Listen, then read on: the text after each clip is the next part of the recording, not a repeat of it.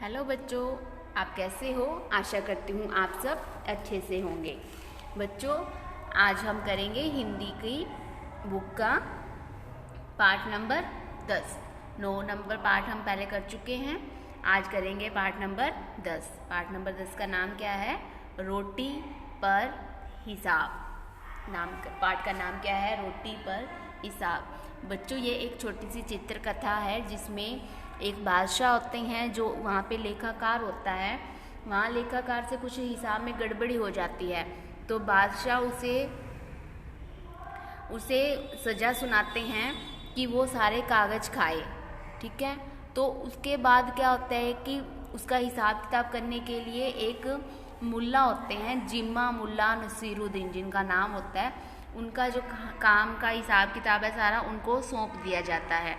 मुल्ला नसीरुद्दीन बादशाह को गलती सिखाने के लिए क्या करता है कि उनको उनकी गलती का एहसास हो कि जिसका हिसाब किताब गलत होने पर उन्होंने उसको कागज़ खिलाने के लिए सज़ा दी, तो उसको एहसास दिलाने के लिए जिम्मा मुल्ला नसीरुद्दीन को जिनको काम सौंपा गया तो वो क्या करते हैं, उनको एहसास दिलाने के लिए कि आपने ये गलती की है उसको सज़ा दे के। ठीक है, तो बच्चों पढ़ते हैं ये जो चित्रकथा दी गई है, आपने ध्यान से सुनना है और देखना है। बादशाह का दरबार लगा था। सूबेदार ने बादशाह से सिर झुकाकर कहा। बादशाह का दरबार लगा हुआ था, जो सूबेदार थे वहाँ पे बादशाह को बोले, हुजूर, हमें राज्य के हिसाब किताब की जांच करनी है। तो वहाँ के जो सूबेदार थे वो कहते कि हमें यहाँ पे जो हिसाब किताब है वो चेक करना है। ठीक है, फिर क्या होता है, बादशाह बोलते हैं आगे, तुम सही कह रहे हो सूबेदार, अचानक जांच करने से ही पता चल पाएगा कि सब ठीक चल रहा है या नहीं। तो जो वहाँ के सूबेदार होते हैं वो बादशाह को कहते हैं, बादशाह कि यहाँ के हिसाब किताब की जो राज्य में हिसाब किताब चल रहा है उसको एक बार चेक कर लेते हैं। तो बादशाह भी कहते हैं कि हाँ सूबेदार, एकदम से अगर हम अचानक से चेक करेंगे तो पता चल जाएगा कि सब कुछ ठीक चल रहा है या नहीं। फिर आगे बादशाह बोलते हैं, बादशाह ने तुरंत लेखाकार को बुलाया। सबसे पहले उसने लेखाकार को बुलाया। कागज पत्रों की जांच की गई तो हिसाब में गलती दिखाई दी। कागज पत्रों की सबकी जांच की गई तो हिसाब में कुछ गलती मिल गई लेखाकार की। तो जो वो कहते हैं, हुजूर, हिसाब में थोड़ी गलती हो गई है, हुजूर इस बार माफ़ कर दीजिए, ऐसा फिर कभी नहीं होगा। तो जो लेखाकार कहते हैं वो हिसाब में कुछ कहते हैं कि हिसाब में कुछ थोड़ी गलती हो गई है तो दोबारा नहीं होएगी, मुझे माफ़ कर दो। तो इसमें बादशाह बोलते हैं, हिसाब में गलती कैसे हुई, क्या सज़ा दी जाए तुम्हें? तो बादशाह कहते हैं, इस हिसाब किताब में गलती कैसे हुई, मैं तुम्हें सज़ा दूंगा। आगे क्या होता है, तभी बादशाह ने सज़ा सुनाई, हिसाब के ये कागज़ इसी वक्त खा जाओ तथा कल से नौकरी पर मत आना। तो जो बादशाह थे उन्होंने लेखाकार को सज़ा दे दी कि जो ये कागज़ हैं ये सारे तुम खाओगे और कल से काम पर नौकरी पर नहीं आओगे। ठीक है, आगे फिर बादशाह जो लेखाकार होता है वो क्या कहता है, हुजूर मुझे माफ़ कर दीजिए कागज़। फिर आगे बादशाह बोलता है,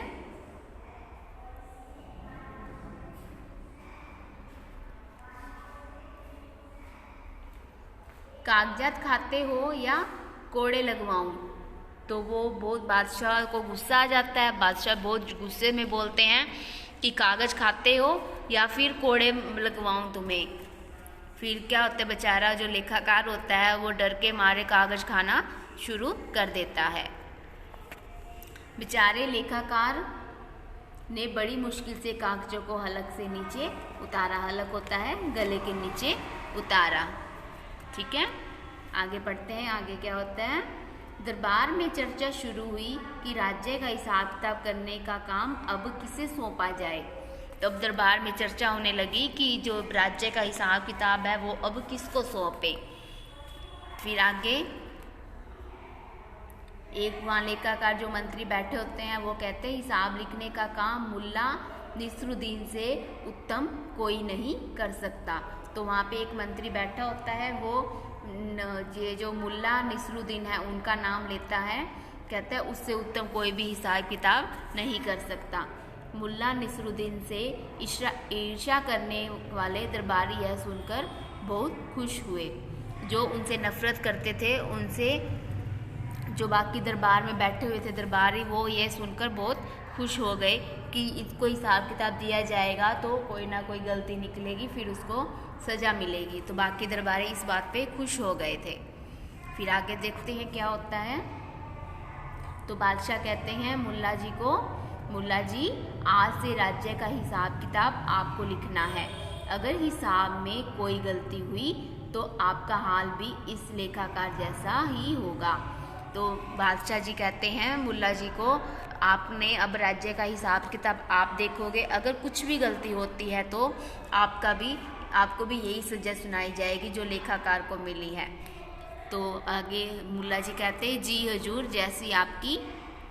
जैसी आपका हुक्म। ठीक है, वो कहते हैं ठीक है, जैसा आपका हुक्म हम वैसे ही करेंगे। फिर आगे मुल्ला नसरुद्दीन सोचने लगे कि कभी ना कभी मेरी भी कागजात खाने की बारी आ ही जाएगी, कोई उपाय तो अवश्य खोजना पड़ेगा। तो मुल्ला जी सोचने लगे कि कभी कभार तो हिसाब किताब गलत हो ही जाता है, कहीं मेरी भी कागज़ खाने की बारी ना आ जाए। तो कुछ दिनों बाद क्या होता है, फिर जो बादशाह होते हैं वो बोलते हैं मुल्ला जी राज्य का हिसाब किताब लाए हैं तो मुझे दिखाइए। तो जो राजा होते हैं, जो बादशाह होते हैं, वो मुल्ला जी को कहते कि मुझे राज्य का हिसाब किताब दिखा दो।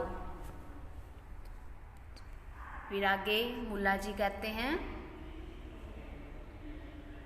हुजूर लीजिए, यह रहा राज्य का हिसाब, भूल चूक लेनी देनी। ठीक है, उनको रोटियां दिखाते हुए बोलते हैं कि यह राज्य का हिसाब किताब। फिर बादशाह क्या देखते हैं, उस पर रोटियों पे क्या था, अरे हिसाब के कागजात के बदले आप इतनी बड़ी बड़ी रोटियां क्यों दिखा रहे हैं। तो मुल्ला जी उनको रोटियां दिखाने लग गए कि बादशाह कहते आप हिसाब के बदले इतनी बड़ी बड़ी रोटियां क्यों दिखा रहे हो मुझे। हुजूर, मुल्ला जी कहते हुजूर मैंने राज्य का हिसाब इन रोटियों पर ही लिखा है। वो कहते मैंने जो राज्य का हिसाब किताब है मैंने इन रोटियों पे लिख दिया है। तो बादशाह कहते ऐसा क्यों मुल्ला। फिर मुल्ला जी बोलते खुदा ना करे मेरे हिसाब में कोई गलती निकल आए और मुझे भी लेखाकार जैसी ही सजा मिले तो कागजात के बदले ये रोटियां आसानी से खाई जा सकती हैं। मुझ में इतनी ताकत नहीं कि कागज खा सकूं। तो बच्चों देखो, मुल्ला जी ने अपना दिमाग को, अपनी बुद्धि लगाते हुए उनको ये डर था कि कहीं कोई गलती मिल गई तो मुझे कागज खाने पड़ेंगे। तो उसने क्या किया, रोटियों पर ही उनका राज्य का पूरा हिसाब किताब रोटियों पर लिख दिया। अगर उनकी कोई अचानक से कोई गलती भी मिल जाती तो उनको ये होता कि मैं रोटी तो खा लूँगा क्योंकि कागज मुझसे नहीं खाए जाएंगे। ठीक है, आगे क्या होता है, मुल्ला की बात सुनकर बादशाह तथा सभी दरबारी खिलखिलाकर हंस पड़े। सारे जोर जोर से हंसने लग जाते हैं कि मुल्ला जी ने ये सब क्या किया। फिर आगे बादशाह क्या कहते हैं, आपने मेरी आंखें खोल दी मुल्ला जी, गलती किसी भी मनुष्य से हो सकती है। मैं हिसाब लिखने का काम दोबारा से उसी लेखाकार को सौंप दूंगा, आप इस काम से मुक्त हैं। तो बादशाह जी उसकी बात सुनकर बहुत खुश होते हैं। वो कहते हैं मुल्ला जी आपने मेरी आंखें खोल दी हैं, अगर मनुष्य कोई भी हिसाब किताब करता है तो उससे कोई ना कोई गलती तो हो ही जाती है। तो वो कहते मुल्ला जी को कि मैं ये आपका दोबारा हिसाब किताब का काम उसी लेखाकार को देता हूँ, आप इस काम से मुक्त हैं। तो बादशाह को समझ आ जाती है कि गलती किसी भी मनुष्य से लिखने में हो सकती है, तो ये काम दोबारा वो उसी लेखाकार को दे देते हैं। ठीक है। तो ठीक है बच्चों, आपने ये पाठ बहुत अच्छे से पढ़ना है। ठीक है, अब आगे हम करेंगे जो हमारा व्याकरण का पाठ नंबर 11। व्याकरण की बुक में हमने पाठ नंबर 10 कर लिया था। अब आगे हम पाठ नंबर 11 के तत्सम और तद्भव शब्द करते हैं। तत्सम शब्द कौन से होते हैं और तद्भव शब्द कौन से होते हैं। संस्कृत के वे शब्द जो हिंदी में ज्यों के तो प्रयुक्त होते हैं वो तत्सम शब्द कहलाते हैं। बच्चों, जो हमारी संस्कृत की भाषा है, जो हमारी पुरानी जो भाषा है, उसमें जो संस्कृत के शब्द हैं उनको ऐसे कैसे हम हिंदी में प्रयोग करते हैं, उनमें कोई भी परिवर्तन नहीं किया जाता, तो उन्हें तत्सम शब्द कहते हैं। संस्कृत के वे शब्द जो अपने बदले हुए स्वरूप में हिंदी में प्रयुक्त किए जाते हैं वो तद्भव शब्द होते हैं। जो संस्कृत के शब्द ऐसे के ऐसे हिंदी में बोले जाते हैं, लिखे जाते हैं, वो तत्सम शब्द होते हैं। जो जिनको बदल के हिंदी में प्रयोग किया जाता है वो तद्भव शब्द कहलाते हैं। यहाँ पे कुछ उदाहरण दिए गए हैं बच्चों, जो हम दैनिक जीवन में प्रयोग करते हैं तत्सम और तद्भव शब्दों के। ठीक है, ये हम पढ़ते हैं ध्यान से, जिससे आपको पता चल जाएगा तत्सम शब्द कौन से होते हैं और तद्भव शब्द कौन से होते हैं। तत्सम और ये तद्भव। तत्सम शब्द है जो संस्कृत का है, ये क्या है, उलुक, उलुक। ठीक है, संस्कृत में उलुक बोलते हैं, जो हिंदी में वो चेंज करके, जिसका परिवर्तन करके हिंदी में बोला जाता है वो है उल्लू। फिर है कपोत, जो हिंदी में, इसको संस्कृत में बदल के हिंदी में बोला वो है कबूतर। काक, कौवा, कोकिल से बना कोयल, मयूर से बना दिया मोर, वानर से बंदर, कदली से केला, घृत से घी, शाक से सब्जी। आगे गऊ से गायें, सर्प से सांप, माता माँ, भातृ भाई, पितृ पिता, भगिनी बहन, दुग्ध दूध, क्षीर खीर, अक्षी आँख। आगे आम्र से बना आम, छत्र से छतरी, स्वर्ण से सोना, नृत्य से नाच, अग्नि से आग, कर्ण से कान, चणक से चना, दधी से दही, वृक्ष से पेड़। ठीक है बच्चों, ये है तत्सम और तद्भव शब्द। जो तत्सम शब्द को हिंदी परिवर्तन करके जो हिंदी में बोला जाता है उनको बोलते हैं तद्भव शब्द। ये कुछ उदाहरण जो दिए गए हैं बच्चों, आपने ये लिखने भी हैं और याद भी करने हैं। ये आपने अपनी हिंदी की नोटबुक में दिया है।